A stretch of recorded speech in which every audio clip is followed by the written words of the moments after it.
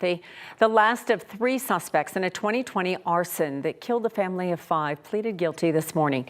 Kevin Bowie intentionally set a fire at a home in the Green Valley Ranch area, killing 3 adults, a toddler, and a 6-month-old. Today, he pleaded guilty to 2 counts of second-degree murder, bringing a sentence of 60 years in prison. And 9 News reporter Steve Stager was there as Bowie admitted guilt this afternoon.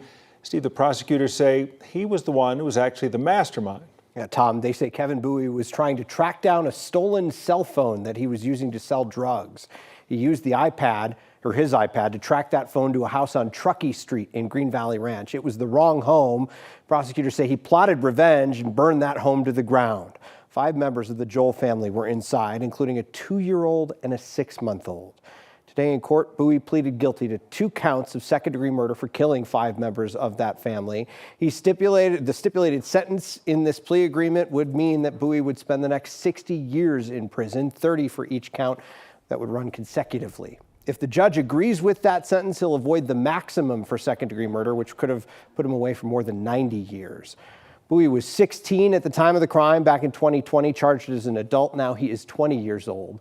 Part of the reason it's taken so long to get here, this case was held up by the Colorado Supreme Court, and a case challenging some of the evidence in this case, a search warrant for anyone who had Googled that address. The state Supreme Court ruled that the search warrant was valid back in October. The 2 other teens involved in this have already pleaded and been sentenced. Gavin Seymour, who was also 16 at the time, got 40 years. Dylan Siebert, who was 14 at the time, got 3 years in juvenile detention and another 7 in a program called Youth Offender Services. Kevin Bowie is scheduled to be sentenced on July 2nd. In the studio, Steve Stager, 9 News.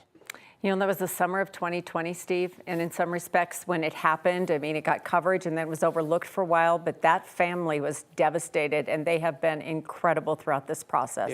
It was a case that was shocking to hear about at the time. The evidence that the police released at the time, a picture of 3 masked teenagers who allegedly started this fire. It took them months to find these suspects, and inevitably that Google search helped them get there, but they're finally getting some resolution in this case. Well, we hope for the Joel family that's some level of peace at least. All right, thank you.